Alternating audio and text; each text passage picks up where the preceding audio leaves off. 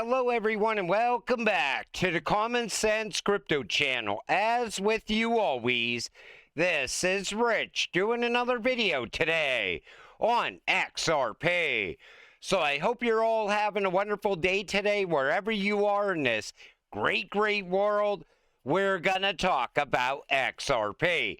And this comes from Smoke, US Genius Act versus EU Mica regulation.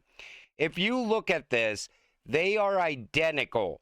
And if Tether cannot make it through Mica, how the hell are they going to stay relevant in the United States? They're going to be delisted in the US as well. It's just a matter of time until the ticking time bomb of Tether goes off. Crypto Kings speak. 3 influencers calling XRP the next Bitcoin. So Crypto Mason, BitBoy Crypto, and Digital Asset Investor all said that XRP looks like it will be the next Bitcoin. And they talk about utility over hype, institutional backing and legal clarity, scarcity and supply shock potential. You know, people think that because there's 21 million Bitcoin that's ever going to exist, that scarcity is a use case. But XRP can also become scarce very quick. Wait until these institutions lock it away to use it for on-demand liquidity. Use it to move money and value from point A to point B. But Brad Garlinghouse also said XRP is the next Bitcoin. Take a listen. From the get-go, Ripple has worked with regulators, and we have worked with regulated institutions like banks where there isn't regulatory uncertainty. And so we have found that part of the reason why XRP has performed well is because people realize, hey, wait a minute. You know, back to your question, is XRP the next Bitcoin? Back to your question, is XRP the next Bitcoin? If we work with the system to solve this problem, and we can solve that problem at scale, a problem measured in the trillions of dollars, then there's a lot of opportunity to create value in XRP. And that's what's going on. The Bitcoin maxis always put Bitcoin against the system, like a replacement of the system. Ripple positioned XRP to fix the system, to work with the system. And that's the difference. And that's why XRP is the next Bitcoin. But did you know there was a Ripple Mafia? Take a listen to this. Silicon Valley, everything starts from something else. There's a PayPal Mafia, there's a Ripple Mafia, and so we think there'll be a global ID Mafia, and so I've kind of been through some of those mafias. So there's a Ripple Mafia. Now, who would you think is in the Ripple Mafia? Definitely put that in the comment section down below. But if you look at the team that's working with Ripple, you see their experience. 135 team members, financial services, JP Morgan, Citi, Merrill Lynch, BlackRock, Visa, Fiserv, PayPal, Prosper, Technology, Google, Apple, Yahoo, Bloomberg, NASA, Regulation, Federal Reserve, SEC, DTCC, and the NSA. These people that work at Ripple, that sit on the board at Ripple, they could have a job anywhere in the world, but they chose to work for Ripple. Why? Because they know that Ripple is the replacement of the current financial system, and it's just a matter of time. And it's all tied together. Take a listen. Uber before Uber, and that did grow and become the world's largest on-demand dispatch organization, and that's what Jack Dorsey hacked into. He was very interested in dispatch, and we learned a lot about text messaging and payments, and I am not a co-founder of Twitter or Square. I was just there putting milk in the fridge, but it did lead to us learning with text messaging, 140 characters, and with the democratization, not just of publishing, but of payments. So that was Square, and really everything now with everything we're doing is a democratization experiment. And so crypto was, like with Ripple, was democratization of who could hold money. You didn't have to ask permission. And that's what Ripple is doing. They're leveling the playing field for everyone, not just the banks, but for even the people that want to have access to the banking system. And that's what Stellar is doing as well. And that's why, as this continues to evolve, all of a sudden, every single person in the world is going to not only have access to the banking system, but they're also all going to get a level playing field. Could Bitcoin displace the US dollar as the reserve currency? You know, the mainstream media news wants you to believe that's what's going to happen. But during a recent CNBC interview, Eric Golden, Canopy Capital founder and CEO, stated that Bitcoin, the leading cryptocurrency by market cap, was a long way from becoming the world's reserve currency. We are a long, long way from seeing that happen, he told the host of CNBC's Squawk Box earlier this Tuesday. Because these people know, the adults in the room know that Bitcoin cannot scale. It's way too slow and way too expensive.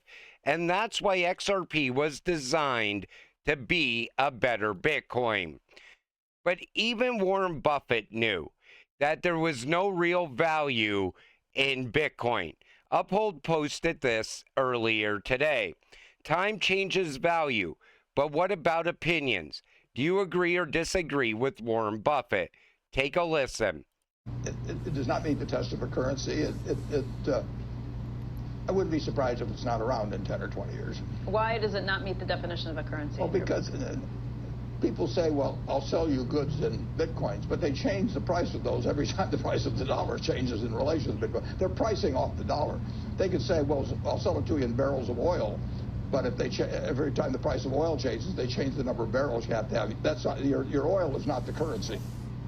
He's saying that Bitcoin is not a currency at all. And I agree with him. They built it to replace the dollar, but it's all running on the dollar. And most of Bitcoin's value isn't even real value. It's created by Tether out of thin air. So what they did was they created a belief system, not something that has actual value, but runs on belief that the value will always go higher. But eventually that stops. If you can't use it to make transactions and you can't use it to move value, what the hell good is it? Eventually people will get bored with it and they will move on. Now, a couple weeks ago, or maybe even a couple of days ago, I talked about DNA protocol that's coming to the XRP ledger. So with DNA protocol, your genetics become a sovereign asset, encrypted and governed by you. And I know in the comments section, a lot of you said, I would never put my DNA on the blockchain. But this is how they sell it to you. Your health records, like doctor visits, test results, or prescriptions, can be stored securely on the blockchain. You decide who sees them instead of companies or government controlling your data. Now, they always said that your data is going to become a tokenized asset at some point in the future. Your health data, your DNA, people will become tokenized over time. But think about it like this. If it's only going to be your data and you're the only one that's going to achieve value from it, who's going to be the buyer? Who's going to pay you for your data? That's what I would like to know. And then once they own your data, then they could do whatever they want with it anyway. So it's not like it keeps it sovereign to you at all. I think this is all leading up to this right here. Agenda 2030 and the digital ID. I always said the digital ID is far worse than the central bank digital currency. And you see it. It's tied to healthcare. for users to access insurance, treatment, to monitor health, devices, wearables for care providers to demonstrate their qualifications. So if your health care is also tied to your digital ID, and I think it's going to have to be tied to your digital ID if you ever need treatment and so on. It's going to be tied to every aspect of your life. It's going to be tied to your work history. So say you go in and you apply for a job. Well, right away as you're applying for that job, they're going to ask you for your digital ID. And then they could access your health records.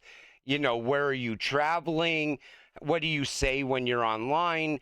You know, are you saying things that they don't like you to be saying? It puts everything on a path to the digital ID. And that's what I think DNA protocol is. It's like saying, hey, look, you could be early on this. You could store your DNA forever.